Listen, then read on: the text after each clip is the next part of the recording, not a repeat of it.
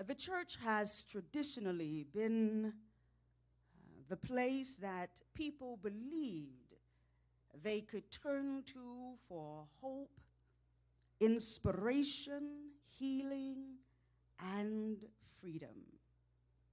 In times of crises, the church has often been called the rock or foundation of that community that they could rest upon.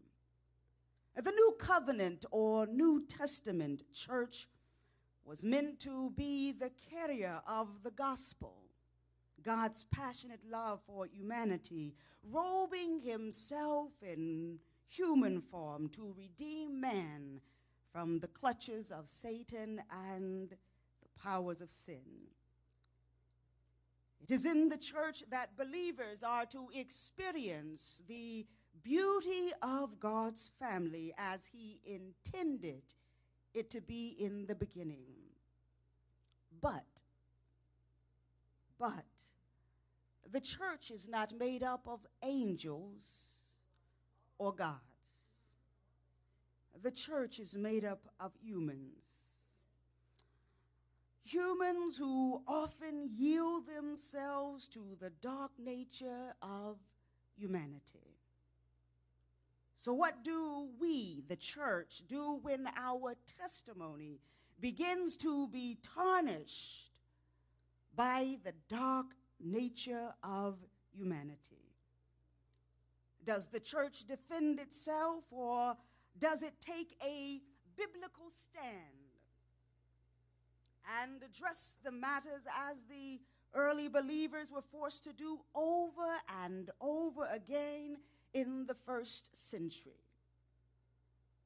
In the early part of this summer, the Southern Baptist Convention found itself wrestling with issues of darkness within its own organization that had come to the surface over the last 15 or so months as the world in general was forced to reckon with much of its own evils. The debates raged between major voices within the Southern Baptist Convention, forcing many to walk away from the denomination. And while the issue of race and racism seemed to take center stage, there was another debate growing louder and of an equally evil and destructive force that has been allowed to rest in many congregations throughout America: sexual abuse. Over the years, the church community has been willing to have the much needed conversations about addiction, sexuality, and the model of the traditional family, the role of women in the church, immigration. We have even gone overboard talking about politics. And once again, we are willing to tackle the topic of racism and Christianity.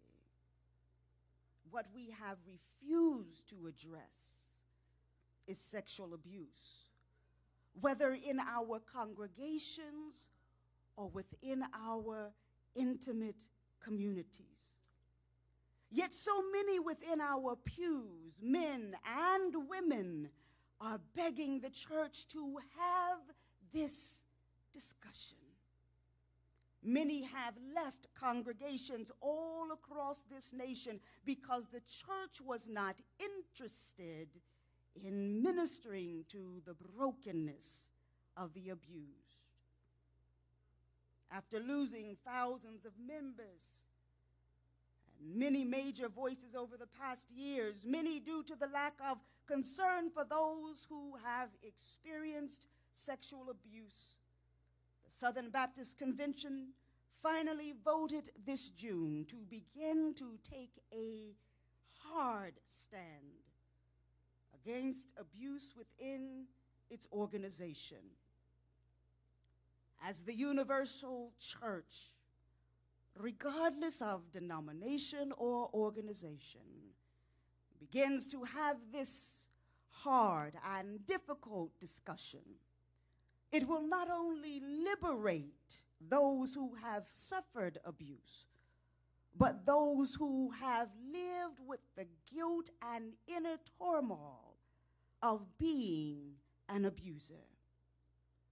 As we address this issue, we may be able to keep those who have been abused from becoming abusers.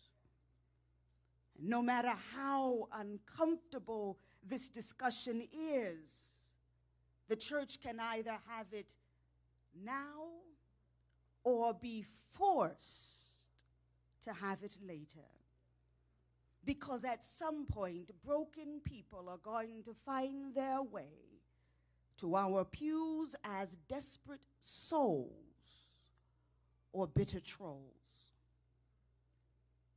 Over the past 3 years, I have engaged in the conversation of things the church does not want to talk about, with individuals, congregational pastors and leaders, and in social media engagements. And the two things I usually hear are, one, the church must have this conversation, and two, when will the church step up and start to talk about this? Our society is screaming, please address the issue of abuse within the church and our intimate community. I know this is a difficult conversation because it forces us to deal with the realities we have pretended didn't exist. It's a difficult conversation for those who have been abused, as well as those who have abused. And some of you may even be saying right now, this message isn't for me because I have not experienced any form of sexual abuse.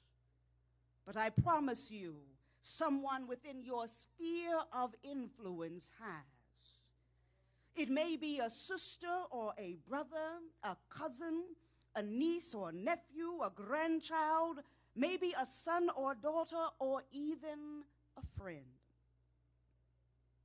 This morning, you may even, for those in the congregation, you may even be sitting next to someone right now that you do not know. Or you may see someone at work tomorrow who has walked in the shoes of being abused or being an abuser.